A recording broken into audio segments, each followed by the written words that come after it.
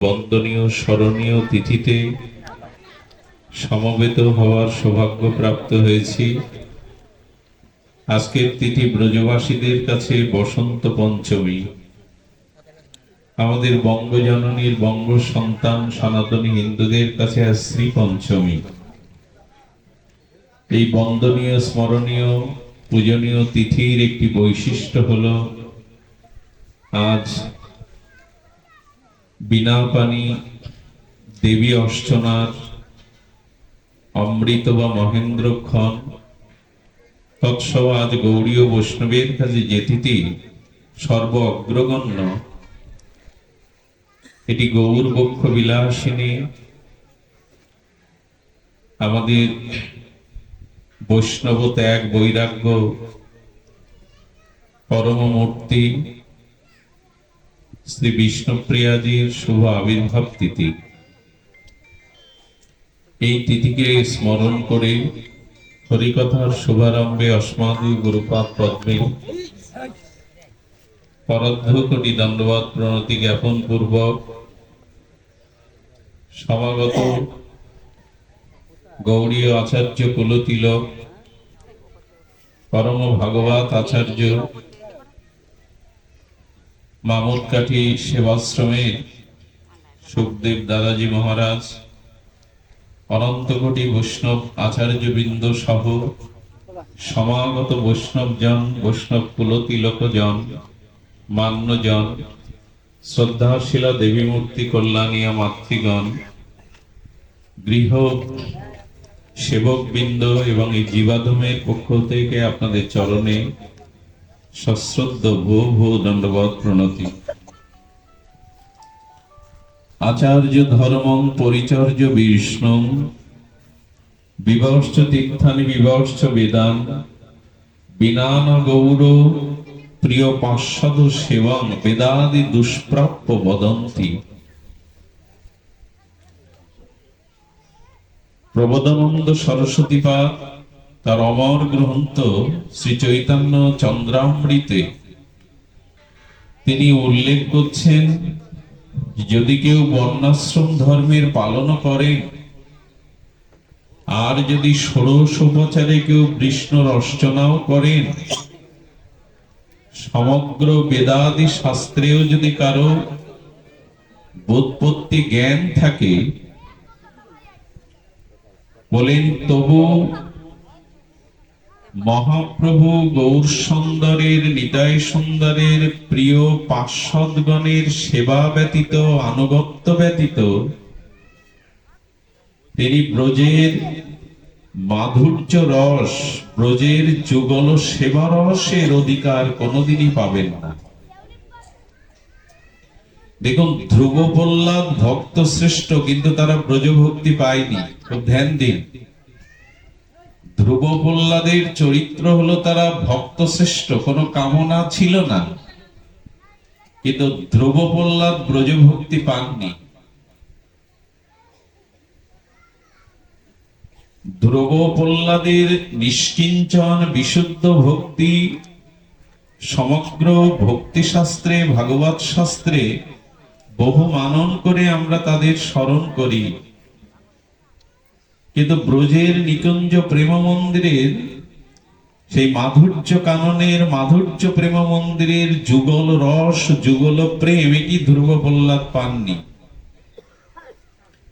এই জন্য বলছেন, বেদ অধ্যয়নের দ্বারা ষোড়শোপচারে বিষ্ণুর অর্চনের দ্বারা বর্ণাশ্রম ধর্ম পালনের দ্বারাও তুমি বিপিন মধুর বৃন্দা মাধুর্য রস আস্বাদন করতে পারবে না, যতদিন গৌর প্রিয় পার্শ্বদগণের সেবা না করবে। এই জন্য গৌর ভক্তগণের গৌর আচরণ বিনা অন্যত্র রতি হয় না। যারা গৌর চরণ আশ্রয় করেছে, নিতাই বলতে যাদের চোখে জল আসে, এদের অন্য কিছুতে রতি হয় না। কারণ মাধুর্য মার্গের আশ্রয় যারা এসেছে, ব্রজের পথে যারা এসেছে, মহাপ্রভুর বিশেষ অনুকম্পা যারা পেয়েছে, তাদের অন্যতাতে রতি হবে না। কিরকম রতি হবে না জানেন? তাদের ধর্মে রতি হবে না, তাদের অর্থে রতি হবে না, তাদের মোক্ষতেও রতি হবে না, তাদের রতি হবে একমাত্র যুগল সেবাতে, যুগল রস আস্বাদন।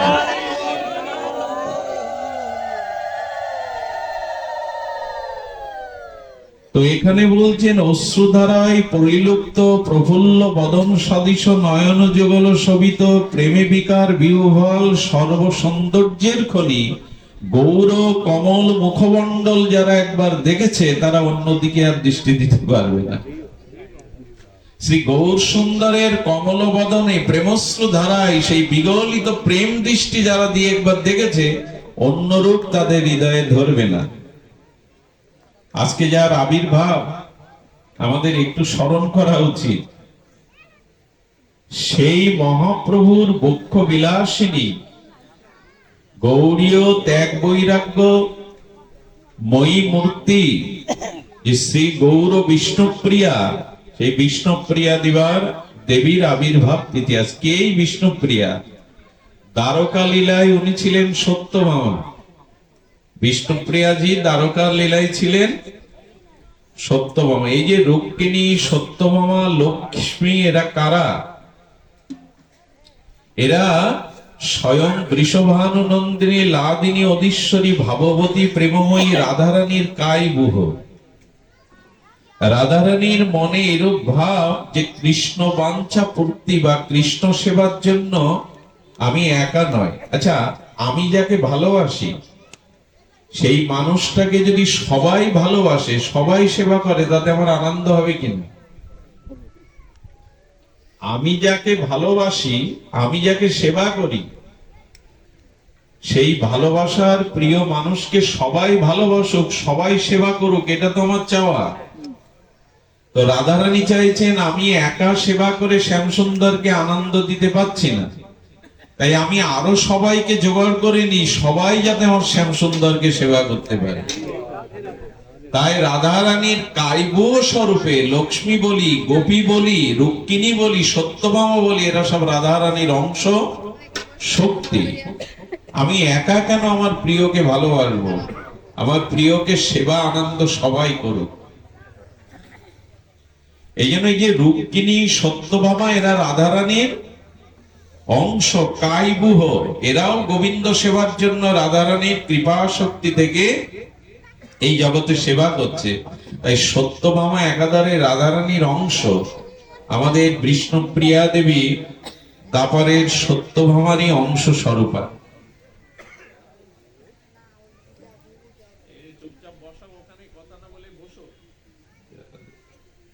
প্রসাদীকৃত সেবস্যময়ী নির্মলস্বরম দেব্যাকারী দিব্যাং রাধৈব কথা মপতে। শ্রীকৃষ্ণের নির্মল্য বস্তু আমাকে প্রসাদ দিয়ে দিব্য এই রাধিকাকেই অর্পণ করে। সত্যভামা দেবী রাধিকার বিলাস বলার শক্তি নেই, রাধৈব এই শব্দে সত্যভামাকে শ্রী রাধাই বলা হয়েছে।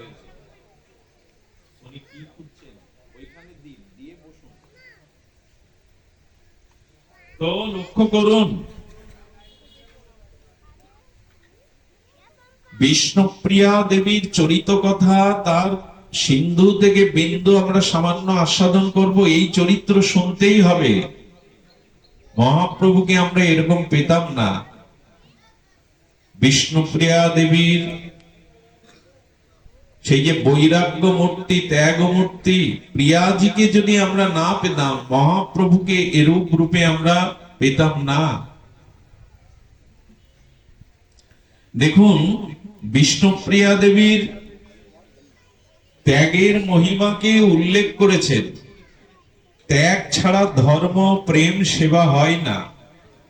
ভোগীর দ্বারা, আত্ম সুখ বাসনার দ্বারা ভগবত সেবা হয় না, প্রেম সেবা হয় না, রস সেবা হয় না। নিজের সর্বস্ব আত্মসুখ জলাঞ্জলি না দিয়ে অন্যকে সুখী করা যায় না, এটা জগতেরই নিয়ম। আগে নিজেরটা ছাড়ুন। আপন সুখ, সসুখ, স্বার্থ পরিত্যাগ না করলে আপনি অন্যের সেবাও করতে পারবেন না, অন্যকে সুখী করতে পারবেন না। তো বিষ্ণুপ্রিয়া দেবী গৌর বক্ষ বিলাসিনী হয়ে তার চির ত্যাগ বৈরাগ্যময় জীবনের আলোককে কেউ যদি একবার হৃদয়ে ধারণ করতে পারে, এ জগতের ভোগ থেকে তার বৈরাগ্য আসবেই, ত্যাগ আসবেই। এমন চরিত্র প্রিয়াজি যে তার চরিত্র যদি আমরা একটু অঙ্কন করতে পারি, হৃদয়ে ধারণ করতে পারি, আমাদের আর ভোগের দিকে, সসুখ বাসনার দিকে দৃষ্টি যাবে না। স্বামীহীনা দেবহতী জননী ছাড়িয়া চলিলা কপিল প্রভু নিরপেক্ষ হইয়া। দেখুন বিষ্ণুপ্রিয়ার ত্যাগ সম্পর্কে বলা হচ্ছে। ব্যাসেন বৈষ্ণব জনক ছাড়ি সুখ, চলিলা উলটি নাহি চাহিলেন মুখ। শচীহেন জননী ছাড়ি একাকিনী, চলিলেন নিরপেক্ষ হইয়া ন্যাসিমণি। পরমাত্মে এই ত্যাগ, ত্যাগ কভু নহে, এ সকল কথা বুঝে কোন মহাশয়ে। স্বামী নাই দেবাহতী, ভগবান কপিলদেব সেই বৃদ্ধ জননীকে ছেড়ে জীবের প্রেম ভক্তি বিতারণে তিনি সন্ন্যাস নিয়েছিলেন। আমরা কেন স্মরণ করব? শ্রী ভগবানের এই বক্ষবিলাসিনী বিষ্ণুপ্রিয়া দেবীর ত্যাগ দেখুন, ভগবান চিরকালই ত্যাগ করেছেন। আর কি বলছেন? 16 বছর বা 12 বছর মন্বন্তরের গর্ভে, বিটবীর গর্ভে থাকলেন ভগবান সুখ, পরমহংস কুলতিলক সুখদেব থাকলেন। গর্ভ থেকে মায়ামুক্ত আজন্ম চির ব্রহ্মচারী এই পরমহংস কুলতিলক চলেছেন। আচ্ছা, পুত্রের জন্মের পরে পিতার তো একটু পুত্রমুখ মহোৎসব দর্শনের স্বাদ জাগে। পুত্রের মুখটা কেমন? পুত্রের মুখ দর্শন, প্রথম দর্শন, এটা পিতামাতার কাছে উৎসব, পুত্র মহা মহোৎসব। তো ব্যাসদেব ডাকছেন পুত্র রে, পুত্র রে বলে, কিন্তু সুখদেব গোস্বামী একবারের জন্য পিছনে ফিরে তাকালেন না। রাধে রাধে। দাঁড়িয়ে দাঁড়িয়ে গল্প করছে জোরে জোরে, বোঝেও না কোথায় আসছে, উপলব্ধিও করে না। আর শচী হেন জননী ছাড়ি একাকিনী, শচী মাকে ত্যাগ করে মহাপ্রভু তো চলে গেলেন, একাকী তিনি। চলিলেন নিরপেক্ষ হইয়া ন্যাসী শিরোমণি। মহাপ্রভুর ত্যাগ দেখুন, পরমাত্মেই ত্যাগ, ত্যাগ কবু নয়, এ সকল কথা বুঝে কোন মহাশয়ে। তো আপনারা লক্ষ্য করবেন, বৈষ্ণবকুল রক্ষায় মহাপ্রভু তার প্রিয়াকে, মহারানীকে, বিষ্ণুপ্রিয়াকে ত্যাগ করে চলে গিয়েছিলেন। সনাতন মিশ্রের তনয়া এই প্রিয়াজি ছোটবেলা থেকেই ছিলেন সুলক্ষণা, হতেই হবে।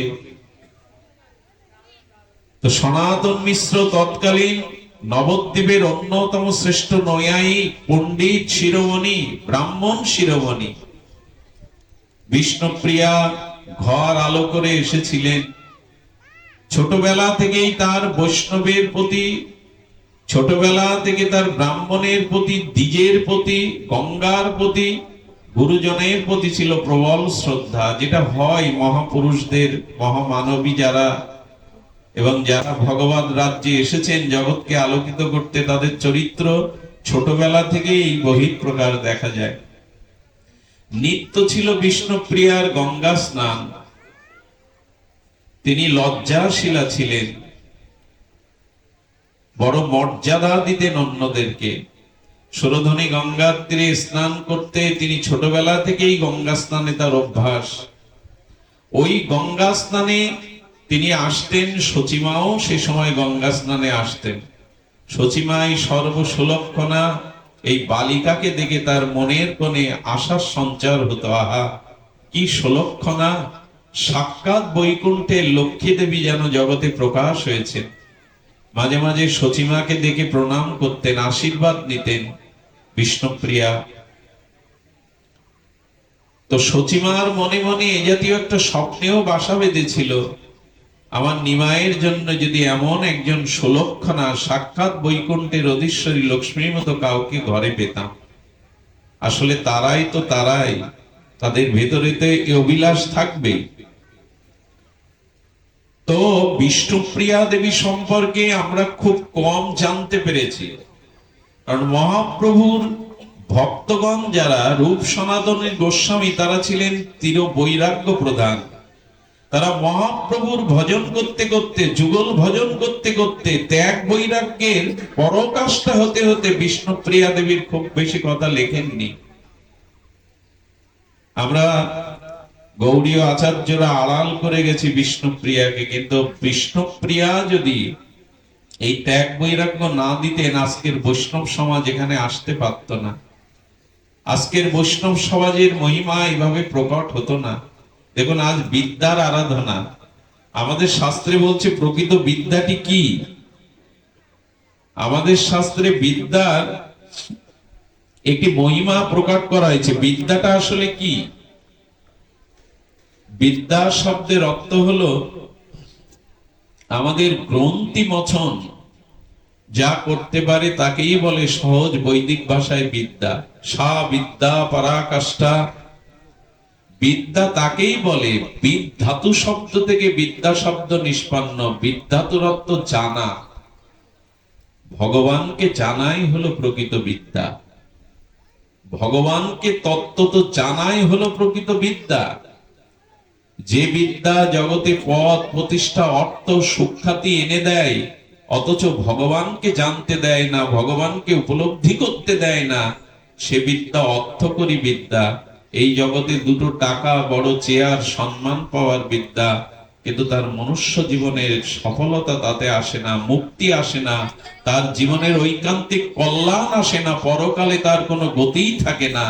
এই জন্য বিদ্যা তাকেই বলে এই পুনঃ পুনঃ জন্ম মৃত্যু, মাতৃ জঠরে জন্ম আবার মৃত্যু, এই গ্রন্থি থেকে, এই চক্র থেকে যা মুক্তি দিতে পারে তার নাম বিদ্যা। এক অর্থকরী বিদ্যা আছে, অর্থ, টাকা, যশ, খ্যাতি পাওয়া যায়, বড় পদ প্রতিষ্ঠা পাওয়া যায়, এর দ্বারা প্রেম পাওয়া যায় না, এর দ্বারা নিজের জন্ম মৃত্যু থেকে মুক্তি পাওয়া যায় না। এই জন্য মহাপ্রভু রায় রামানন্দের কণ্ঠে শোনালেন, কৃষ্ণ ভক্তি বিনা বিদ্যা নাহি আর। যদি প্রকৃত বিদ্যা অর্জন করতে চাও তবে কৃষ্ণকে জানো, ভগবানকে জানো, আর ভক্তি ছাড়া কোনো বিদ্যা সারাৎসার হতে পারে না। বিদ্যার প্রকৃত স্বরূপ হলো ভগবানকে জানা। দেখুন, মা সরস্বতীর হাতে আজকে আমরা মন্ত্র পড়লাম, পুস্তক হস্তে। কোন পুস্তক এটা?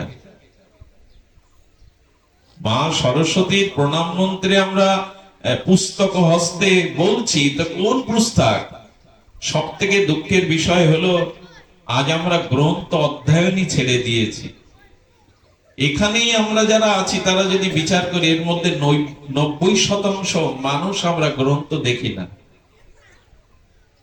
বেদ, বেদান্ত, ভাগবত, উপনিষদ, রামায়ণ, এগুলি চর্চা না করলে আপনার গ্রন্থি মোচন হবে না, জন্ম মৃত্যু চক্রের বন্ধন মুক্তির মন্ত্র পাবেন না।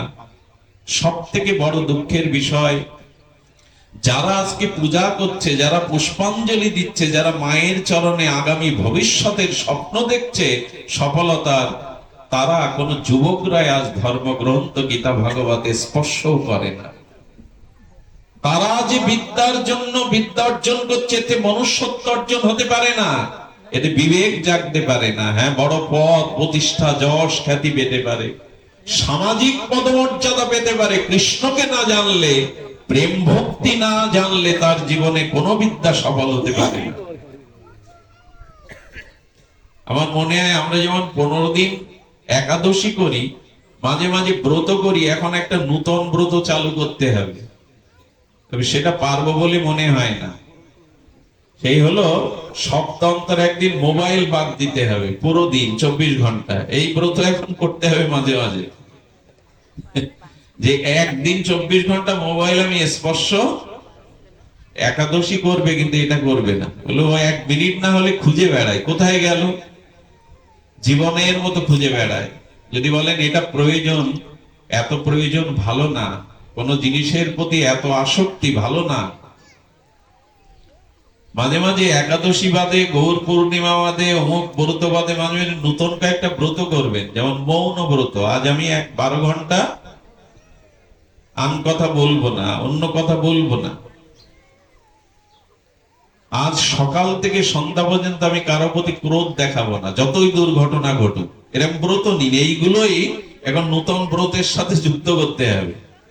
সারাদিন আমি বাড়ি থেকে বাইরে কারোর সাথে ক্রোধ করব না। আমি তো সপ্তাহ অন্তরে একদিন এই ব্রত দিন যে মোবাইলটা আজকে 24 ঘন্টা দেখবো না, ছবো না। এখন গ্রন্থ হাতে নেই, এখন মোবাইল হাতে ছেলেদের। বর্তমানে পৃথিবীর সব থেকে কঠিন কাজ ভগবান পাওয়া না, দুটো অর্থ রোজগার করা না, বাড়ি গাড়ি তৈরি করা। এটা কঠিন কঠিন কাজ হলো ছেলে মেয়েদের উপযুক্ত আদর্শ চরিত্রবান ধার্মিক করে তোলা। এই শুধু বাংলাদেশের কথা না, সারা বিশ্বের এখন সব থেকে কঠিন কাজ টাকা আয় করা না, বাড়ি গাড়ি করা না, সন্তানদেরকে আদর্শ চরিত্রবান ধার্মিক বানানো। এর থেকে কঠিন কাজ পৃথিবীতে বর্তমানে আর না। আর এটা শুরু হয়েছে 1985 থেকে বর্তমান 2025 এই পর্যন্ত। এর আগের ইতিহাস অন্যরকম ছিল, প্রেক্ষাপট অন্যরকম ছিল। তাই পূজা ঘরে ঘরে সরস্বতী পূজা হচ্ছে, কিন্তু গ্রন্থ অধ্যয়ন হচ্ছে কি গীতা ভাগবতের জ্ঞান। তাদের হাতে ওগুলি নেই। আর মার হাতে বীণা। বীণা মানুষ কখন বাজায়? বীণা মানে সঙ্গীতের সুরলহরী। আনন্দই মানুষ সঙ্গীত চর্চা করে, গান গেয়ে ওঠে কখন? আনন্দেই তো। মা বলছেন জীবনে যদি আনন্দ পেতে চাও তবে সেই গান শেখো যে গানে প্রকৃত আনন্দ আছে। সেই গান মানে ব্রহ্ম সঙ্গীত, ভগবানের গুণকীর্তন করো। মা বিনা বিনা মানুষ কখন বাজায়? গান বিনা মানে তো সঙ্গীতের সুরধারা। তো সঙ্গীত মানুষের জীবনে কখন ওঠে? আনন্দেই তো ওঠে। এতে এত ফাংশন গান বাজনা মানুষ করে কিসের জন্য? আনন্দ পাওয়ার জন্যই তো। মা বলছেন ভগবানের গুণকীর্তন ছাড়া জীবনে কোনো আনন্দই নেই। ব্রহ্মার জিহ্বা থেকে এই বাঘ দেবী, এই বাঘময়ী মূর্তি, তিনি ব্রহ্মময়ী। তিনি বলছেন ভগবানের সঙ্গীতই হলো, ভগবানের গুণগানই হলো, ভগবত কীর্তন হলো জীবনের পরম আনন্দ। এই আনন্দের কাছে জগৎ কিন্তু আজকে সেই গুণ কীর্তন কই, ঈশ্বরের গুণ মহিমা কীর্তন আমাদের মাঝে কই। মা সরস্বতীর হংস শোনা, এই কথাগুলি বড় জানা প্রয়োজন। শুধু পূজা যদি সামনে মাকে রেখে করি, অথচ এই অনুশীলন এই তত্ত্বগুলো না জানি, রাজহংসের দ্বারা মা বিবেককে জাগাতে বলেছেন। কারণ বিবেক তাকেই বলে, অনেকের জ্ঞান আছে কিন্তু বিবেক জাগ্রত নেই। জ্ঞান জানিয়ে দেয় এটা সত্য, এটা মিথ্যা। জ্ঞান জানিয়ে দেয় এটার দ্বারা পতন হয়, এটার দ্বারা উত্থান হয়। জ্ঞান জানিয়ে দেয় এটা গ্রহণ করতে হবে, এটা ত্যাগ করতে হবে। এটা এই বস্তু তত্ত্ব বিবেচনা জ্ঞান সকলের আছে। এটি জানার পরে অসত্য থেকে সত্যকে নেওয়া, অসার থেকে সার নেওয়া, এটা বিবেকের কাজ। জ্ঞান থাকলে আপনি পার পাবেন না, বিবেক থাকতে হবে। যেমন অহল্যাকে যখন দেবরাজ ইন্দ্র গৌতমের রূপ ধরে স্পর্শ করলো, তখন অহল্যা বুঝতে পেরেছিল আমার স্বামী গৌতম নয়। এই জ্ঞান ছিল তার। কারণ সতী নারী পরপুরুষের স্পর্শ সহ্য করতে পারে না। অহল্যা বলছেন আমার দোষ কি? গৌতম যখন তাকে অভিশাপ দিচ্ছে বলছেন প্রভু আমার দোষ কি? আপনার রূপ ধরেই তো ইন্দ্র আমার কাছে সতীত্ব হরণে এসেছিল। বলেন ইন্দ্র যখন আমার রূপ ধরে তোমাকে স্পর্শ করে, তুমি এই জ্ঞানে বুঝতে পেরেছিলে তুমি সতী, এটি পর পুরুষ, কিন্তু সেই সময় তোমার বিবেক কাজ করেনি। বিবেকের কাছে তুমি পরাস্ত হয়েছিলে। তার ভালো মন্দ কে না জানে, কোনটা সৎ কোনটা অসৎ কে না জানে, কিন্তু বেছে নেওয়ার মতো ক্ষমতা এটা বিবেক ছাড়া কারো হয় না। মা রাজহংস দিয়ে বোঝাতে চাইছেন, রাজহংস যেমন দুধ জল থেকে সার দুধ নিতে পারে, জল ফেলে দিতে পারে, তেমনি তুমি বিবেক না জাগলে জগৎ থেকে জ্ঞান নিতে পারবে না। বুদ্ধি থেকে বিদ্যা থেকে লাভ হবে না যদি বিবেক না থাকে। এই জন্য বিদ্যাং দেহি নমস্তুতে, এই বিদ্যা হলো বিবেকের বিদ্যা, যার দ্বারা বিবেক জেগে ওঠে। আজ এইগুলি শুধু বলাই সার। চারিদিকে পূজার প্যান্ডেল, চারিদিকে ফুলের ঝর্ণা ধারা, আলোর ঝর্ণা ধারা, গান বাজনা খাওয়া দাওয়া হচ্ছে, কিন্তু এই অনুশীলন কই? এই অনুশীলন না করলে কিন্তু শুধু এই পূজা আমাদের কল্যাণ আনতে পারবে না। শ্রী পঞ্চমী মানে 5টা শ্রী মা আমাদের নিয়ে আসেন। মা পদ্মের উপরে বসেছে। মা যেন বলছেন, জগতে জলের উপরে পদ্ম থাকলেও যেমন জলকে টেনে নেয় না, পচে যায় না, ডুবে যায় না, তেমন এই জগতে তুমি নিষ্পৃহ হয়ে থাকো, অতিরিক্ত আসক্তি কিছুতে যেও না। বিনা দিয়ে বলছেন ভগবানের গুণকীর্তনই প্রকৃত আনন্দ। কানু ছাড়া গীত নাই, গোবিন্দ ছাড়া, রাধারানী ছাড়া এই জগতে সঙ্গীত নাই। এই জন্য বলছেন প্রকৃত আনন্দ ভগবানের গুণকীর্তনে। পুস্তক হাতে তিনি বলছেন বেদ, বেদান্ত, বেদাঙ্গ, উপনিষদ, রামায়ণ, মহাভারত এগুলি জীবনকে বিবেক দিতে পারে, এগুলি তোমার জীবনকে পরিপূর্ণতা দিতে পারে, তার চর্চা কই। রাজহংস দিয়ে বলছেন বেছে নাও, সৎটাকে বেছে নাও, ষাটটাকে বেছে নাও। আর মা শুভ্র সোনা, তার সমস্ত অঙ্গটি শ্বেত শুভ্র, অর্থাৎ তোমার ভিতরে সাত্বিক গুণের উদয় হোক।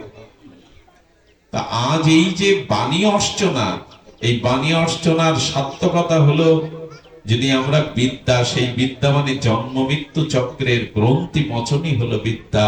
আর এটা কৃষ্ণ ভক্তি ছাড়া হয় না। সেই ভক্তির মূর্তি দিতে, ত্যাগ বৈরাগ্যের মূর্তি দিতে বিষ্ণুপ্রিয়া দেবী এসেছিলেন। সকল অবতারেই ভগবান তার নিজ শক্তি আনেন। রাম যখন আসে তার নিজ শক্তি জানকী আসে, আসে না? নারায়ণ যখন আসেন তখন তার নিজ শক্তি লক্ষ্মী দেবীকে নিয়ে আসেন। ভগবান কৃষ্ণ যখন আসেন তখন তার নিজ শক্তি, সর্বশক্তি রাধারানীকে নিয়ে আসেন। এবং যখন মহাপ্রভু এলেন, মহাপ্রভুর স্বরূপ শক্তি বিষ্ণুপ্রিয়াজিকে নিয়ে এলেন।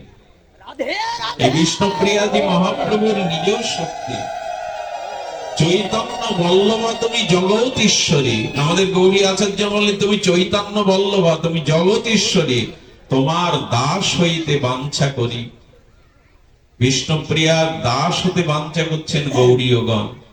তবে শুনুন, বিষ্ণুপ্রিয়া দেবী মহাপ্রভুর বিবাহটা ছিল জগতে খুব বিখ্যাত বিবাহ।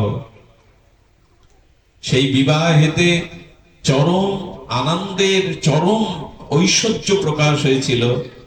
শ্রীমান মহাপ্রভু বিষ্ণু দেবীর যে বিবাহ, সেটা বড় ইতিহাস খ্যাত। সত্যরাজ খান অন্যান্যরা মিলে মহাপ্রভুর সেই বিবাহে দেখেছিল যেন সাক্ষাৎ হর পার্বতী, সাক্ষাৎ বৈকুণ্ঠেশ্বরী লক্ষ্মী এবং নারায়ণ বসে আছে। বিষ্ণুপ্রিয়া দেবীর বিবাহ হলো। এর আগে জানেন মহাপ্রভুর জীবনে লক্ষ্মীপ্রিয়া চলে গিয়েছিলেন। মহাপ্রভুর প্রথম স্ত্রী লক্ষ্মীপ্রিয়া দেবী বিরহ কাতর, অনেকেই সর্পাঘাতে বলেন। মহাপ্রভু যখন এই বঙ্গদেশে প্রচারে এসেছিলেন, বিরহ সর্পাঘাতে এই লক্ষ্মী দেবীর মৃত্যু হয়। সর্পই মানে তো বিষ, বিষ মানেই তো বিরহ। লক্ষ্মী দেবী চলে যাওয়ার পরে মহাপ্রভু বড় বিহ্বল হয়ে পড়েছিলেন। মহাপ্রভুর জীবনে নেমে এসেছিল বড় বিরহ। এরপরে সচিমা বিষ্ণুপ্রিয়া দেবীকে ঘরে আনলেন। সে বিবাহ বড় সকলের মনজ্ঞ হয়ে উঠেছিল। যারাই দেখেছিল, প্রত্যেকটি নবদ্বীপের পণ্ডিত পিতার বাবা বলেছিল, দুর্ভাগ্য আমার, ভাগ্য সনাতন মিশ্রের এমন একটি বর পেল। মহাপ্রভুর সেই তেজদীপ্ত প্রেমময় কাঞ্চন তনু, রাধা ভাবদ্যুতি তনু দেখে সকলেই বলল, এটা পরম ভাগ্য যার মেয়ে সম্পাদন করতে পেরেছে। আপনারা জানেন মহাপ্রভুর বিবাহের পরে মহাপ্রভুর জীবনে নেমে আসে চরম ত্যাগ বৈরাগ্য। বিষ্ণুপ্রিয়া দেবীকে ঘরে রেখে প্রভু প্রতিদিন শিবাস অঙ্গনে যেতেন। প্রিয়াজি সারা রাত ঘরে অপেক্ষা করতেন, যদি কখনো আসেন তার সেবার জন্য। বিষ্ণুপ্রিয়া দেবীর এই নিশি জাগরণ সচিমার ভালো লাগতো না। সচিমাও ঘুমাতেন না। ঘরে আনলাম এমনি সুলক্ষণা লক্ষ্মী দেবীকে, কিন্তু ঘরে মন নেই নিমায়ের। নিমাই সারা রাত ধুলায় গড়াগড়ি করে কৃষ্ণ প্রেমা আবেশে সংকীর্তন রঙ্গে আনন্দে শিবাস অঙ্গনেই নিশি কাটায়। ভোরবেলা যেমন ভাবাবিষ্ট ধুলাওয়ালি মেঘে মহাপ্রভু আসেন, সচিমা বারান্দায় কোটের উপরে, মাটির মৃত্তিকার ঘর ছিল মহাপ্রভুর, সেই সোপান উপরে বসে থাকেন। মায়ের মন জেনে, বিরহ জেনে মহাপ্রভু মায়ের কোলে মাথা রাখেন। সচিমা আঁচল দিয়ে নিমাইয়ের গায়ের ধুলাবালি গুলো মুছে দিতে দিতে বলেন, এত কাঁদিস কেন বাপ? কেন এত ধুলাই গড়াগড়ি দিস? মার হয়ে কি ভালো লাগে? মহাপ্রভু মনে মনে বলছেন, মা, এসেছি তো এই ত্যাগ বৈরাগ্য কৃষ্ণ প্রেম জগৎকে দিতে। আমি আচরণ না করলে তো জীব এই শিক্ষা নেবে না। বিষ্ণুপ্রিয়া দেবী ঘরের আড়াল থেকে মা ছেলের এই কথোপকথনার সেবা করতে করতে চোখে জল আসতো। বিষ্ণুপ্রিয়া দেবী যেন মনে মনে সতীমাকে বলতেন, মা, চরণ সেবাটা আমার জন্য রাখো, চরণটা মুছে দিও না। মহাপ্রভু যখন ঘরে আসতেন, প্রিয়াজি আঁচল দিয়ে মহাপ্রভুর চরণ দোখানা মুছিয়ে দিতেন। একদিন সচিমা দেখছেন বিয়ের পরে একদিনও নিমাই ঘরে থাকে না, আর সে সংকীর্তন শাস্ত্র চর্চা এই নিয়েই দিন কাটে। একদিন বলছে, নিমাই, আমাকে কথা দে, আজকের নিশীতে তুই ঘরে থাকবি, শিবা সঙ্গনে যাবে না। মহাপ্রভু দেখলেন মা কষ্ট পাচ্ছেন, প্রিয়াজি কষ্ট পাচ্ছেন।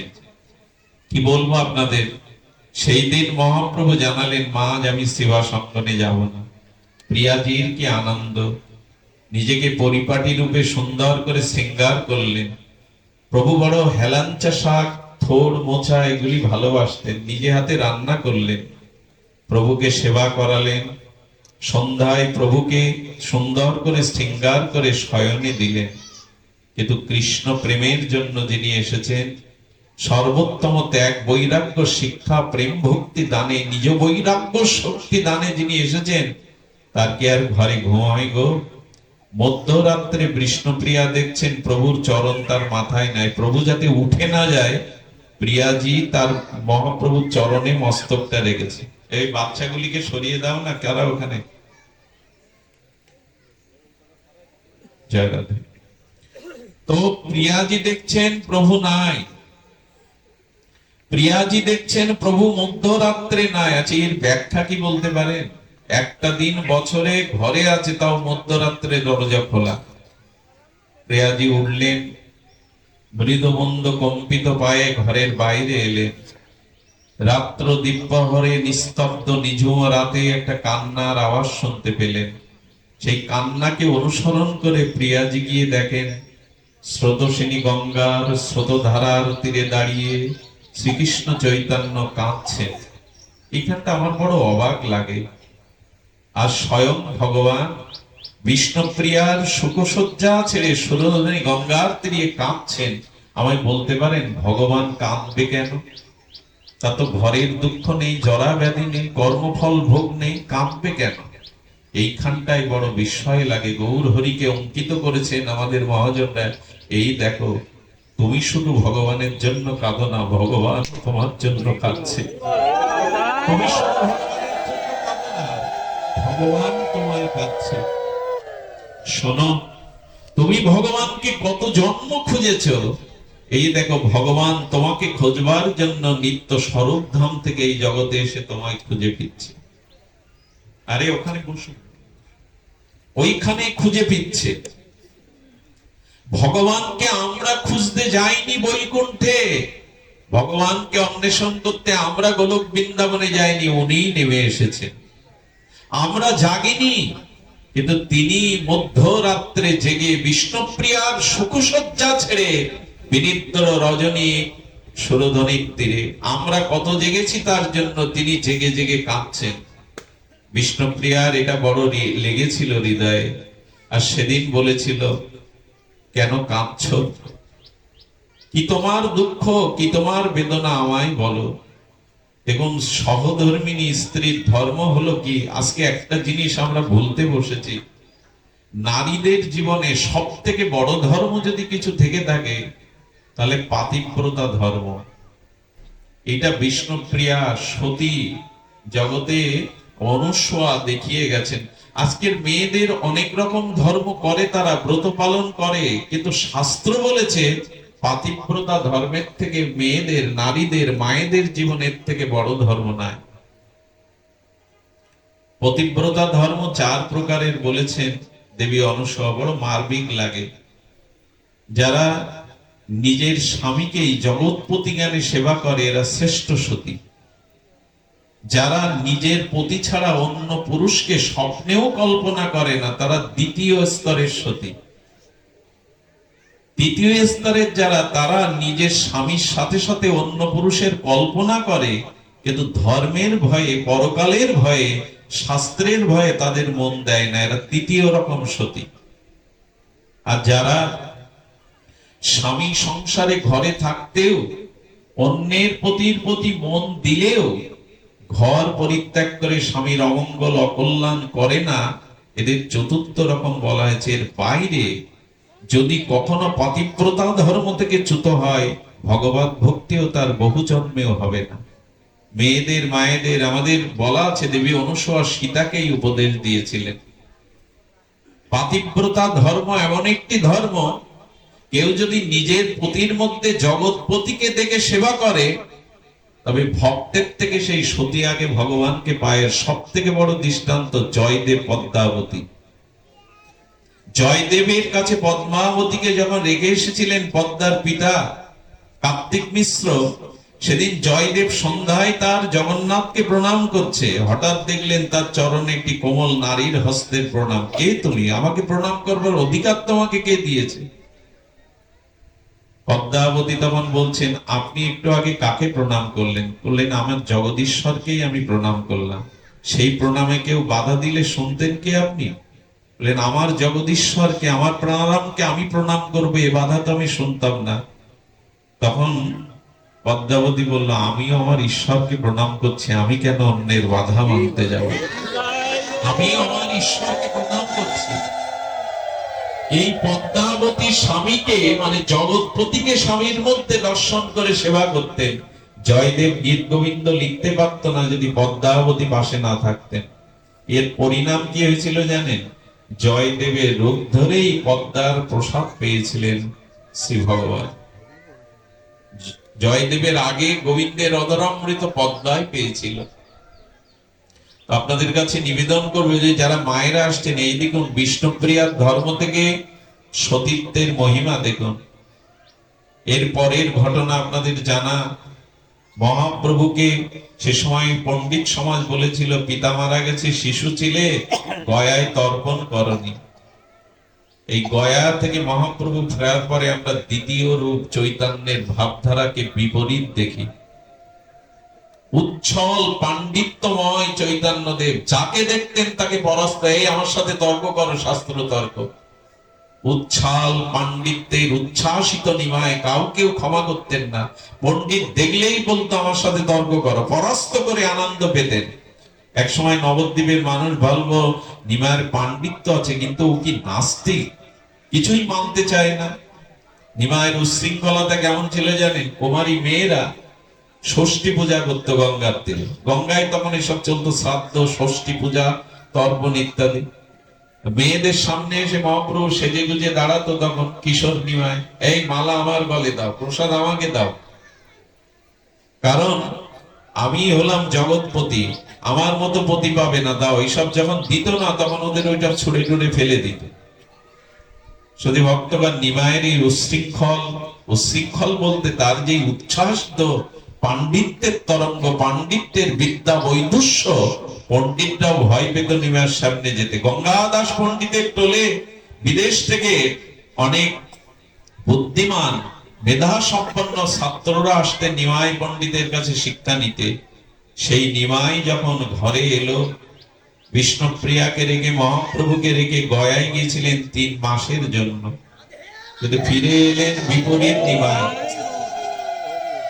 ফিরে এলেন বিপরীত নিমাই, উলুধ্বনি এখন দিও না, বিপরীত নিমাই ফিরে এলেন। আমি এখান থেকেই সামান্য একটু বিষ্ণুপ্রিয়া দেবীর চরিত্র অঙ্কন করব, এটুকু মন দিয়ে শুনতে হবে। আজকে তার বন্দনার দিন, তার দিব্য চরিত্র আলোকে আলোকিত হওয়ার দিন।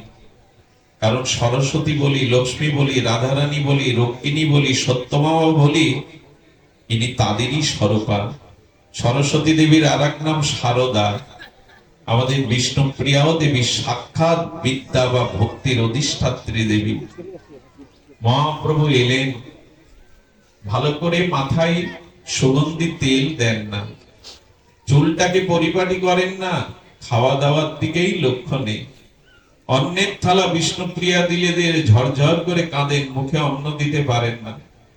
সেই উচ্ছ্বসিত পণ্ডিত প্রভার নিমাই পণ্ডিত আর গঙ্গা দাসের টোলে ছাত্র পড়াতে যান না,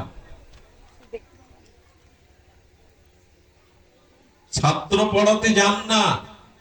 এবং নিমাই পণ্ডিত তখন যেন ধীর উদাস,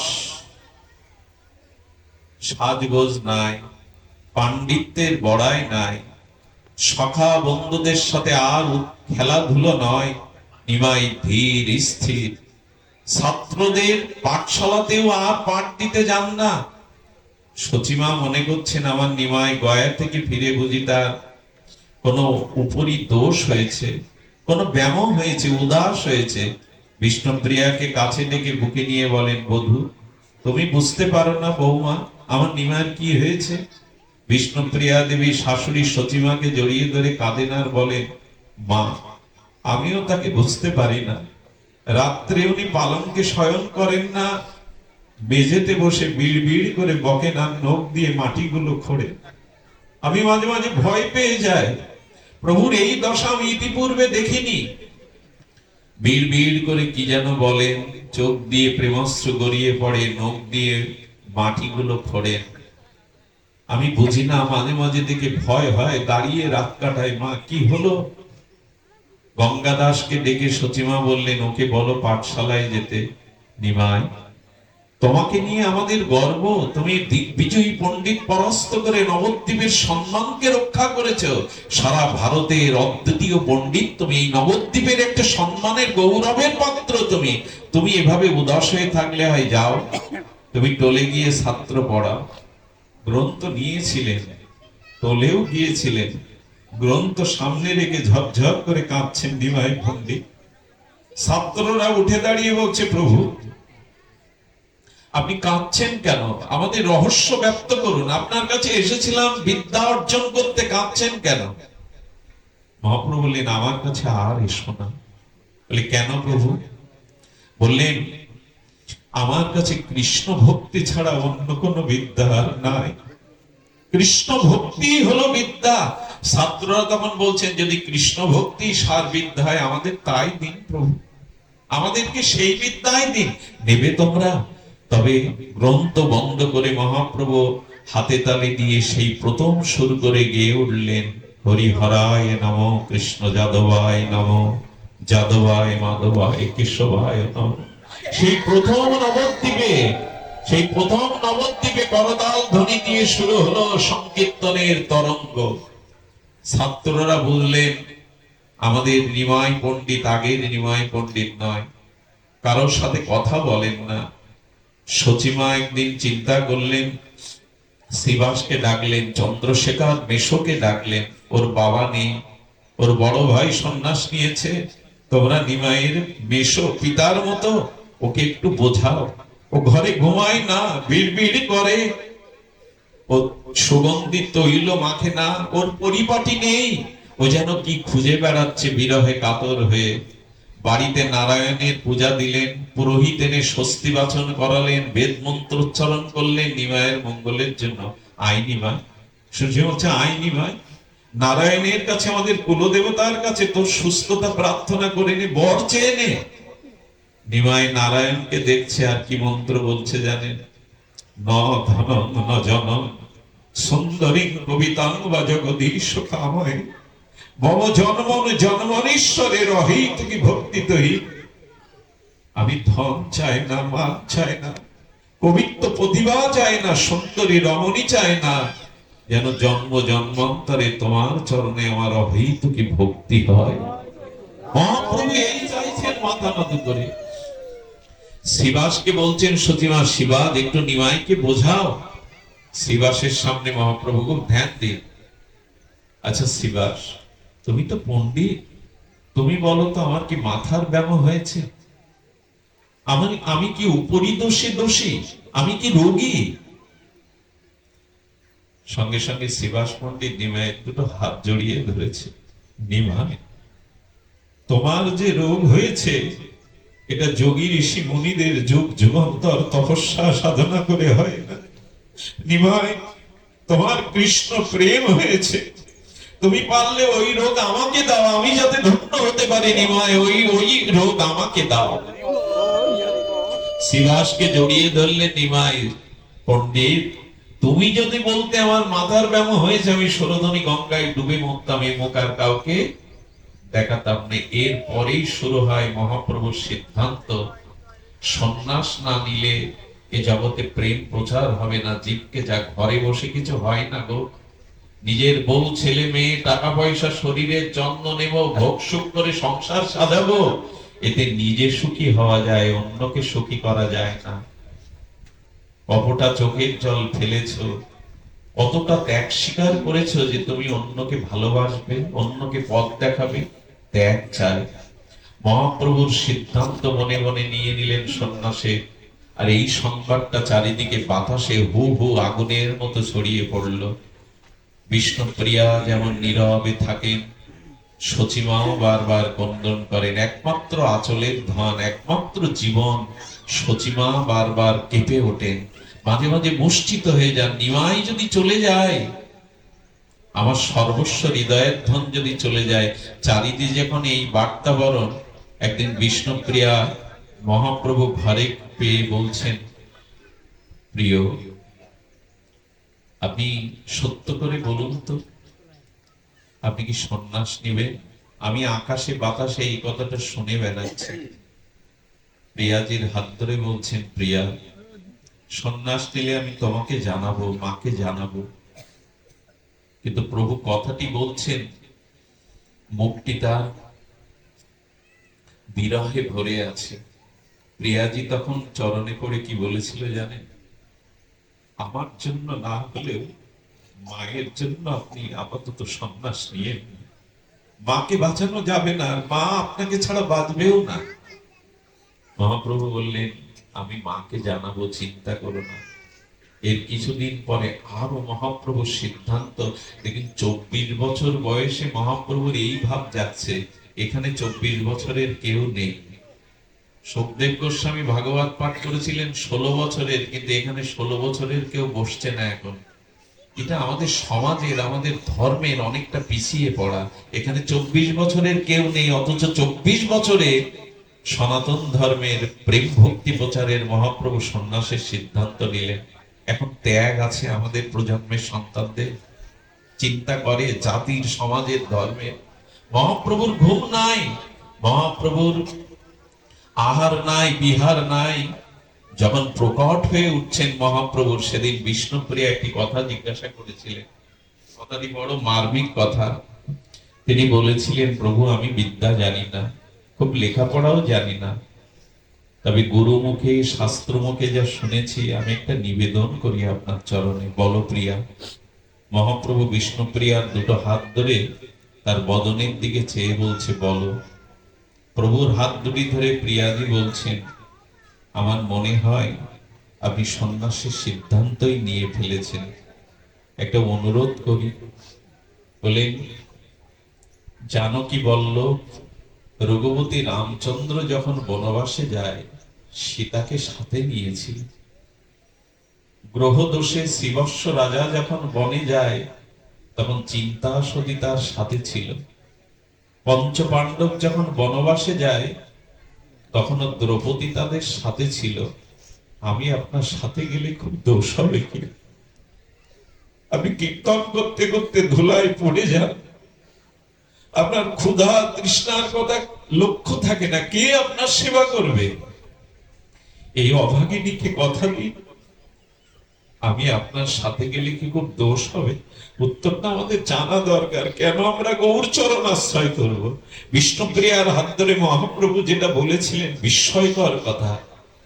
এটা সত্য নয়, এটা ত্রেতা যুগ নয়, এটা দাপর নয়, এটা কাল কবলিত কলি। স্ত্রী সাথে নিয়ে সন্ন্যাসে গেলে এই যুগের মানুষ এই ত্যাগ বৈরাগ্য গ্রহণ করতে পারবে না। কলিযুগের মানুষের ভোগ প্রদান চিন্তা ভাবনা। তাই প্রিয়া, এবার জীবের কল্যাণের জন্য, ত্যাগ বৈরাগ্যের জন্য তোমাকে আমাকে দুইজনকে সর্বস্ব ত্যাগ বৈরাগ্য স্বীকার করতে হবে। তোমাকে আমাকে দুইজনকেই ত্যাগ বৈরাগ্য স্বীকার করতে হবে, আমার একার ত্যাগে হবে না। তুমি সাথে থাকলে এই যুগের মানুষ স্ত্রী সাথে থাকতে বৈরাগ্যকে মেনে নেবে না। কতটা প্রভু চিন্তা করতে। রামচন্দ্রের সাথে সীতা গেলে সে যুগের মানুষ মেনে নিয়েছিল, এ যুগে স্ত্রীর সাথে থাকলে সন্ন্যাসকে মানুষ মেনে, এত ভোগাক্রান্ত চিন্তা আমাদের, এত ভোগে আসক্তি, মেনে নেবে না। বিষ্ণুপ্রিয়াকে মহাপ্রভু সেই দিন বলেছিল, আহা এ কথা বিস্ময়কর কথা। বিষ্ণুপ্রিয়াকে সেদিন বলেছিল যে প্রিয়া শোনো তবে। আচ্ছা বিষ্ণুপ্রিয়াকে বলছেন, প্রিয়া তুমি বলো তো, আচ্ছা কোন পিতা যদি সন্তান জন্মদানের পরে তার মা মারা যায়, তবে সেই ভূমিষ্ঠ শিশুকে পিতা প্রায় মানুষ করতে সক্ষম হয় না। কিন্তু জানো প্রিয়া, যদি শত বাবাও মারা যায়, তবে শত মা ভিক্ষা করে কাঙালিনী হয়েও সন্তান মানুষ করতে পারে। প্রভু এ কথা কেন বলছেন? আমি যদি জীবের পিতা হই, তুমি জীবের মা। পিতা মারা গেলে মা ভিক্ষা করেও সন্তানকে প্রতিপালন করে মানুষ করতে পারে, কিন্তু মা মারা গেলে পুরুষ বা পিতা সহসা সন্তান প্রতিপালন করতে পারে না। তোমার উপর একটা দায়িত্ব দিয়ে গেলাম, আমার ত্যাগে জীব জাগবে না, বৈষ্ণব সমাজ বাঁচবে না, প্রেম ভক্তি স্থাপিত হবে না। আমি যদি জীবের পিতা হই, তুমি মা হও। তুমি মা হয়ে তীব্র ত্যাগ বৈরাগ্যের ব্রত নাও, যাতে জগৎ তোমাকে দেখে বৈষ্ণব সমাজ, এই আর্য সমাজ, সনাতন সমাজ বাঁচে। বিষ্ণুপ্রিয়া দেখলেন এক বড় দায়িত্ব দিচ্ছেন, সেই দায়িত্ব হলো ত্যাগ ও বৈরাগ্যের। এরপরে আপনারা জানেন মহাপ্রভু সন্ন্যাস নিয়েছিলেন, সে কথা বলবার দিন আজ নয়। আজ বিষ্ণুপ্রিয়া দেবীর চরিত্র অঙ্কনের দিন। প্রিয়াজির ঘর থেকে মহাপ্রভু মাঘের শেষে যখন চলে যায়, এই মাঘ মাসটা আমাদের কাছে খুব আনন্দের আবার বিরহে।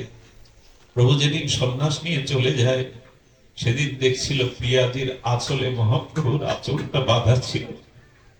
মহাপ্রভু আঁচলটা যেমন খুলছেন, স্বয়ং ভগবান হলেও তার স্বরূপ শক্তির কাছে উনি হাত জোড় করে বারবার ক্ষমা চাইছেন, প্রিয়া এই জীবকুলকে উদ্ধারের জন্য, প্রেম ভক্তি দানের জন্য আমি এত বড় ব্যথা তোমার বুকে দিয়ে গেলাম।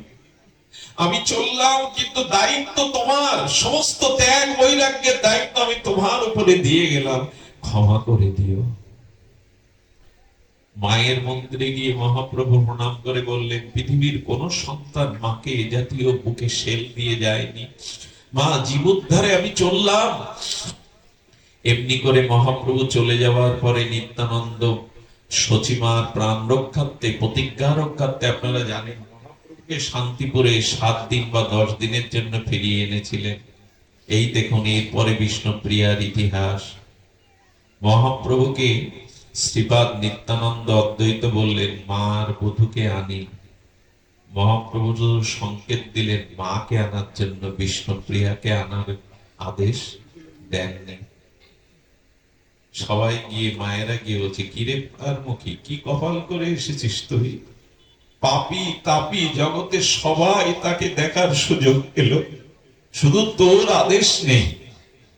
আচ্ছা এরকম কথা যদি প্রিয়াজিকে ঘরের মধ্যে কেউ বলে, সহ্য করা যায়? আরে ওই মানুষটাকে দেখতে এসেছে জগতের পশু পাখি জীব জন্তু আপামর পাপী তাপী, শুধু তোর অনুমতি নেই যাওয়ার। এত বড়, এতটা বঞ্চিতা তুই? বিষ্ণুপ্রিয়া দেবী চোখের জল মুছে কি বলছেন জানেন? বিষ্ণুপ্রিয়া দেবী বলছেন, তোরা কাকে দেখতে যাচ্ছিস রে? এই যে লক্ষ লক্ষ লোক যাকে দেখতে যাচ্ছে, সে কার? সে তো আমারই, আমার ভাগ্যের। সে যখন সবাই বলছে তুই বঞ্চিতা, সকলের অধিকার আছে দেখার, শুধু তোর আদেশ নেই। বিষ্ণুপ্রিয়া দেবী ফিরিয়ে দিয়ে বলছেন, লক্ষ লক্ষ লোক যাকে দেখতে যাচ্ছে, সে মানুষটা তো আমার রে, এটা তো আমার গর্ব। আর তাকে বাইরে কি দেখবো, হৃদয়ে তো সর্বক্ষণ তাকে দেখি, সে তো হৃদয়ের ধন। এভাবে বিষ্ণুপ্রিয়া দেবী বোঝাতে লাগলেন। সচিমা বললেন, বিষ্ণুপ্রিয়া বৌমা না গেলে আমি যাব না, কিন্তু মন বলছে একবার নিমাইকে দেখে আসি।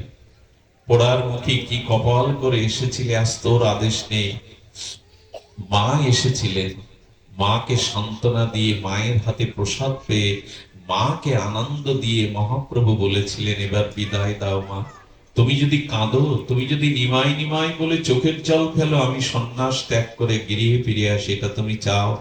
না রে নিমাই, তুই যদি আজ এভাবে ত্যাগ করে ফিরিস, সন্ন্যাস ধর্ম কেউ মানবে না, কলঙ্কিত হবে। তবে যা, তুই লীলাচলে থাকিস, বৃন্দাবনে যাস না। বৃন্দাবনে গেলেও ভজন করিস লীলাচলে, যাতে তোর খবর পায়। এরপরে সন্ন্যাস নিলে একবার দর্শন করতে হয় মাতৃভূমি। মহাপ্রভু নদিয়ায় আসছে, আপনারা মনে মনে ওখানে চলে যান তো।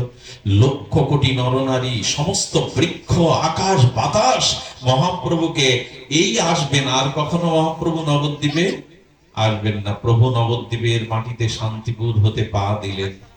মাটিতে পা দেওয়ার সাথে সাথে প্রভু চোখের জল ফেলছে, তোদের মাটিতেই, এই ধুলাতেই তো আমি বেড়ে উঠেছি, আর তোদের বুকে আসবো না। সুরধনী গঙ্গার দিকে তাকিয়ে বলছেন, আর তোতে সন্তরণ করব না, আর অবদহন করব না, হে গঙ্গা ক্ষমা করে দিও আমায়। বৃক্ষগুলি বিন্দু বিন্দু জল ফেলে মহাপ্রভুকে শোক জানাচ্ছেন, পাখিগুলো নীরবে চোখের জল ফেলছেন। বিদায় নবদ্বীপ। বিষ্ণুপ্রিয়ার মনে কি হচ্ছে বলুন তো? ঘরের সামনে দিয়ে প্রভু শেষবারের মতো চলে যাবে। রাধারানীর আশা ছিল গোবিন্দ ফিরবে, বিষ্ণুপ্রিয়া জানে এই চলে গেলে বধূ আর কোনোদিনই ফিরবে না। আগুনে পুড়ে গেলে যে অবস্থাটা হয়, শোকে বিরহে বিষ্ণুপ্রিয়া অবগুণ্ঠিত হয়ে রাস্তার মাসে উপর হয়ে শুয়ে পড়লেন। মহাপ্রভু এসে থেমে গিয়ে বলছে, কে গো তুমি? বলছেন, আমি গৌরাঙ্গ প্রিয়া। বললেন, না, তুমি বিষ্ণু প্রিয়া হও, কৃষ্ণ প্রিয়া হও। বললেন, আমি কৃষ্ণ চিনি না, আমি বিষ্ণু চিনি না, আমি চিনি আমার গৌর। আমি কি নিয়ে বাঁচব? মহাপ্রভু চরণের দোকানে খড়ম দিয়ে গেলেন, এটি নাও, ঘরে যাও, এর মধ্যে দিয়েই তুমি আমাকে পাবে। ওই খড়ম দোকানা মাথায় নিয়ে বিষ্ণুপ্রিয়া ঘরে ঢুকেছিল। শুনুন, এই ইতিহাস পাওয়া যায় না, এই ইতিহাস কারো জীবনে লিখিত হয়নি, এত ত্যাগ বৈরাগ্য।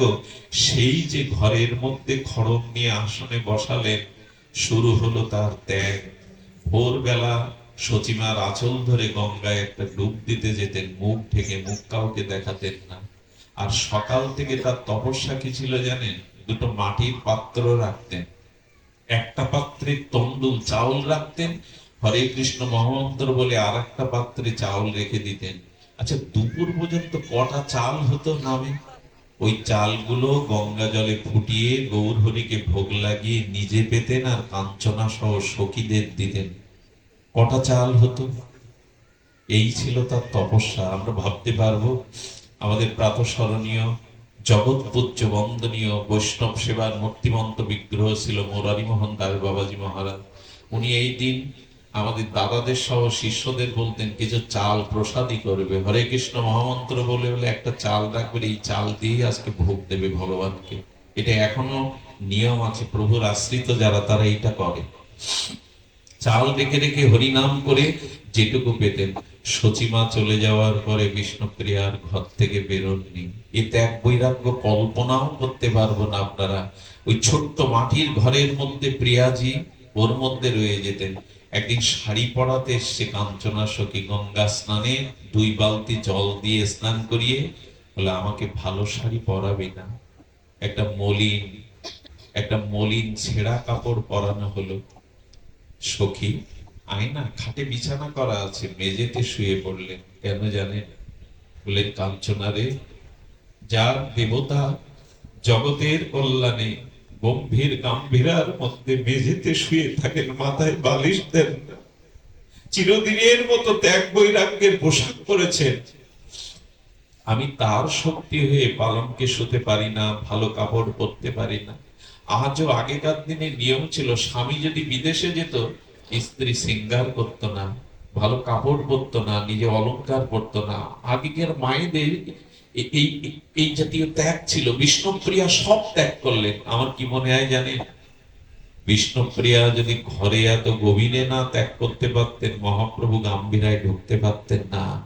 শক্তিটা পেছনের। বিষ্ণুপ্রিয়ার শক্তি ছাড়া এত বড় ত্যাগ মহাপ্রভু পেতে পারে না। তুমি ভগবান হতে পারো, কৃষ্ণ হতে পারো, শক্তিটা বিষ্ণুপ্রিয়ার। বক্ষ বিলাসিনী বিষ্ণুপ্রিয়া বলে, যার স্বামী গম্ভীর গাম্ভীরার প্রকাশে মহাপ্রভু যেখানে থাকতেন, পা লম্বা করে শোয়া যেত না, বালিশ কখনো মাথায় দেননি।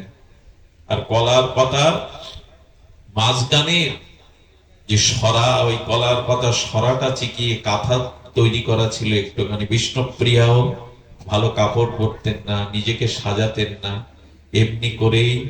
আর তার মুখবদন, গৌরগণ, গৌর ভক্তগণ কত এসেছে, কেউ বিষ্ণুপ্রিয়ার চরণও দেখতে পায়নি। নিজেকে চিরদিনের মতো গম্ভীর গাম্ভীরার মধ্যে প্রকাশ করলেন। তার রাত কাটতো কি করে জানেন?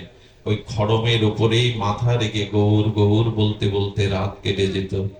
এমনি করতে করতে বিষ্ণুপ্রিয়ার ভজন যখন তীব্র বৈরাগ্য আনলো, মহাপ্রভুকে ছাড়া আর বাঁচবে না, তখনই মহাপ্রভু নির্দেশ দিয়েছিলেন বংশীবদনকে দিয়ে, আমি যে বৃক্ষের তলে জন্মেছিলাম, নিম্ন বৃক্ষ, ওটা ছেদন করে আমার একটা বিগ্রহ তৈরি করতে বলো। আজকে যে নিম বৃক্ষ দেখেন না, এটা মহাপ্রভুর আবির্ভাবের সেই নিম্ন বৃক্ষ না, ওটা কাটা হয়েছিল। মহাপ্রভুর নির্দেশে বংশীবদন, ওটা বংশীবদন বিষ্ণুপ্রিয়াকে মা বলেই জানতেন, সন্তানের মতো স্নেহ করতেন। ওইটি কেটে গৌর বিগ্রহ তৈরি হলো, প্রাণ প্রতিষ্ঠা হলো, অবিরাম অবিকল গৌর বিগ্রহ তৈরি হলো। সেই গৌর বিগ্রহ দেখে বিষ্ণুপ্রিয়া দেবী জড়িয়ে ধরলেন, যেন প্রাণটা মিশে যায়। সবাই ভাবলো এই বিগ্রহ এখানে রাখলে প্রিয়াজিকে আর বাঁচানো যাবে না, তিনি লীন হয়ে যাবেন। তো বিষ্ণুপ্রিয়া দেবীর ভাই যাদব যারা ছিল, তাদের ওখানে এই বিগ্রহ আছে। এই বিগ্রহের নাম হলো ধামেশ্বর মহাপ্রভু। যারা যান দেখে আসেন, এই ধামেশ্বর মহাপ্রভুই হলো সেই নিম বৃক্ষের তৈরি প্রথম গৌর বিগ্রহ। মহাপ্রভু জীবদ্দশাতে দুটো বিগ্রহ মহাপ্রভুর আদেশে হয়। এক, গৌরীদাস পণ্ডিতের গৃহে নিতাই গৌর বিগ্রহ, আর বিষ্ণুপ্রিয়া সেবিত প্রথম গৌর বিগ্রহ, যেটা ধামেশ্বর রূপে নবদ্বীপে বিরাজিত, ধামেশ্বর মহাপ্রভু। তো লক্ষ্য করুন, ওইখানে বিষ্ণুপ্রিয়া দেবীর সেই ভজন বৈরাগ্য বাড়তে লাগলো। প্রিয়াজি আর কথা বলেন না, সর্বদা গৌর প্রেমে বিভাবিত হয়ে সারা নিশি বিরহে কাটান। কি বলবো আপনাদের, হাড় গুলো কেবল আছে, দিব্য জ্যোতি প্রকাশ হচ্ছে। ওই ঘরের পাশ দিয়ে যারা যায়, তার একটা দিব্য গন্ধ, চিন্ময় গন্ধ পায়। এমনি করতে করতে আমার মনে হয় কি জানেন, প্রভু যেমন গম্ভীরায় থেকে আর প্রিয়াজিকে স্মরণ করতেন, প্রিয়াজিও গৌর সেই চরণ পাদুকা বুকে নিয়েই তার সারা নিশি বিরহে কাটনা। আমার মনে হয় কি জানেন, মিলন না হলে বিরহ কি জিনিস সেটা বোঝা যায় না। যার মিলনই হয়নি সে বিরহ বুঝবে কি করে? আর একটা জিনিস শুনুন, বিরহ যার জীবনে নেই, তার জীবনে আনন্দ বলে কিছু নেই। ভগবানকে যদি উপভোগ করতেই হয়, তবে বিরহের মধ্যেই করতে হবে। কারণ মিলনে শুধু প্রিয়জন সামনে থাকে, আর বিরহে জগৎময় প্রিয়জনকে পাওয়া যায়, জগৎময়। এই জন্য আমাদের এই ভজনের বিরহ বিপ্রলম্ব রসটা বড় বড় মহিমান্বিত। শুধু ভক্তগণ, এই বিষ্ণুপ্রিয়া দেবী নিতাই চাঁদের সেই ভজ শ্রীকৃষ্ণ কহ কৃষ্ণ লহ কৃষ্ণের নাম একদিন বিষ্ণুপ্রিয়ার গৃহের অঙ্গন দিয়ে শ্রীপাদ কীর্তন করতে করতে যাচ্ছিলেন। বিষ্ণুপ্রিয়া দেবী বললেন, না, এবার শোনো সেই নূতন সঙ্গীত, ভজ গৌরাঙ্গ, কহ গৌরাঙ্গ, লহ গৌরাঙ্গের নাম। এই সঙ্গীত কিন্তু প্রিয়াজিরই সৃষ্টি। আর সারা বিশ্বে যে সঙ্গীত আমরা গৌরাঙ্গের নামে গাই, এটা প্রিয়াজি হৃদয় থেকে উৎসারিত। ভজ গৌরাঙ্গ, কহ গৌরাঙ্গ, লহ গৌরাঙ্গের নাম। কিন্তু এই নামকে আজ প্রভাতে গাই আমরা। যে বিষ্ণুপ্রিয়া দেবী হৃদয়ের ভক্তির দ্বারা এই মহাসঙ্গীত, মহাসংকীর্তন জগৎকে দিয়ে গেলেন, যে যেন গৌর বলে সে হয় আমার। আজও যে গৌর বলে, বিষ্ণুপ্রিয়া বলে সে আমার প্রাণ। এলো সেই ঘটনা। আমিও তো বিষয়ী মানুষ, সময়ের অভাবে বিষ্ণুপ্রিয়া দেবীর চরিত্র এভাবে অঙ্কন করা যায় না। তবু বলবো, বিষ্ণুপ্রিয়া দেবীর সে বিরহ চরমে উঠল। মূর্তিমন্ত, তোমার বিরহে দুঃখ দূর করিবারে মনস্থির করি আমি প্রেম সেবা করে। সেই প্রেম সেবা ভজন করতে করতে বিষ্ণুপ্রিয়া দেবীর চরম আকার উঠল। সেদিনটা ছিল মহাপ্রভুর আবির্ভাব তিথি। আসছে আগামী গৌর পূর্ণিমা, যাকে দোল পূর্ণিমা নামে খ্যাত, হোলি নামে খ্যাত। এই দিনটা বিষ্ণুপ্রিয়া দেবীর সাথে সাক্ষাৎ করতে এসেছিলেন নিত্যানন্দ ঘরণী, অদ্বৈত ঘরণী, মা জাহ্নবা দেবী, সীতা ঠাকুরানী। এরা দুইজন তো বিষ্ণুপ্রিয়ার কাছে মা। সেই ঘরের মধ্যে কারো প্রবেশ অধিকার নেই, কিন্তু ঢুকলো জাহ্নবা দেবী আর ঢুকলো সীতা ঠাকুরানী। গিয়ে দেখলো বিরহ অনালে পুড়ে একটি জ্যোতির্ময় মূর্তি, দেবী মূর্তি অবগুণ্ঠিত হয়ে আছে। চোখে তার গৌর বিরহ প্রেমাশ্রু উজ্জ্বল সেই তনুতে সমস্ত ঘর যেন এক দিব্য আলোকে ভরে গেছে। যেই দেখেছে জাহ্নবী মাকে, যেই দেখেছে সীতা ঠাকুরানীকে, বিষ্ণুপ্রিয়া দেবী মা মা বলে জড়িয়ে ধরেছে দুজনকে। মা, গৌর বিনা আমার এই প্রাণ আর রাখতে ইচ্ছা করে না। কি হয়েছিস, কি করেছিস মা? চুলগুলি যেন বৈরাগ্যিনী জটা পড়ে গেছে।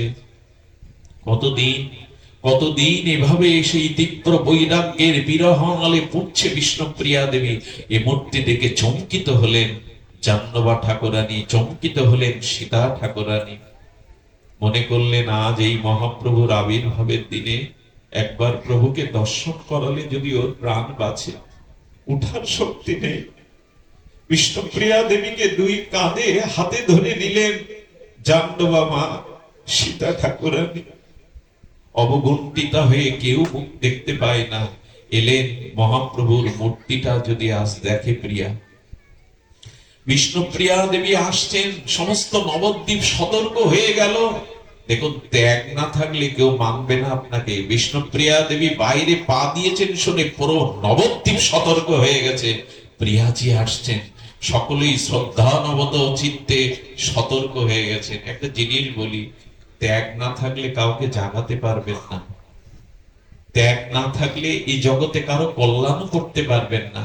বিষ্ণুপ্রিয়ার ত্যাগে পুরো নবদ্বীপের আকাশ বাতাস যেন সতর্ক হয়ে এলো। সেদিন বিষ্ণুপ্রিয়া দেবীর বিদ্যালয়ে কীর্তন চলছে, ভেতরে মহাপ্রভুর বিগ্রহ, বাইরে ভক্তবৃন্দ হরিনাম সংকীর্তনে আকাশ বাতাস মুখরিত করেছে। প্রিয়াজি তার মধ্যে এলেন। একবার যদি গৌরকে দেখানো যায়, এই জন্য জাহ্নবা দেবী নিয়ে এলেন। মন্দিরের দুয়ার খুলে গেল। দুয়ার খুলে প্রিয়াজি যখন একাকী মন্দিরে প্রবেশ করলেন, কি বলবো আপনাদের, আপনি থেকেই দুয়ার বন্ধ হয়ে গেল। মহাপ্রভুর দিকে তাকিয়ে বললেন, আর নয়, এবার নাও তোমার কাছে।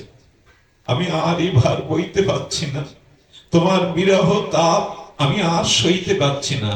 গৌর বলে যখন জড়িয়ে ধরলেন বিগ্রহকে, বিষ্ণুপ্রিয়া দেবী চিরদিনের মতো গৌর বক্ষ বিলাসীন হয়ে গৌর বিগ্রহতে লীন হয়ে গেলেন। এই হলো প্রিয়াজির অন্তর্ধান। চিরদিনের মতো লীন হয়ে গেলেন। চিরদিনের মতো প্রিয়াজি আকাশে বাতাসে ধ্বনিত হতে লাগলো সেই বিরহের ক্রন্দন। সমগ্র গৌড়ীয় সমাজ নিস্তব্ধ নিথর হয়ে শুধু চোখের জল ফেলেছিল। আর কেহ এমন করে, রাধারানী শত বছর কেঁদেছিলেন মাথুর বিরহে, কিন্তু বিষ্ণুপ্রিয়া দেবীর এই যে ক্রন্দন, এই যে ত্যাগ, আমাদের গৌড়ীয় বৈষ্ণব সমাজকে, মহাপ্রভুর আশ্রিত জনকে নয় জগৎকে বাঁচালো। এই দেখো কাকে ত্যাগ বলে। আজ তার আবির্ভাব। আমি জানি না কেন এই তিথিটাকে আমরা উপেক্ষা করি। আজ অনেকেই আমরা জানি না যেটা প্রিয়াজির আবির্ভাব তিথি, বিষ্ণুপ্রিয়ার আবির্ভাব তিথি। তবে ভাগ্য ভালো এদের, যাদের কল্যাণে আমরা আজ প্রিয়াজির আবির্ভাবময়ী তার জীবন চরিত কথা সিন্ধু থেকে বিন্দু শ্রবণের ভাগ্য পেলাম।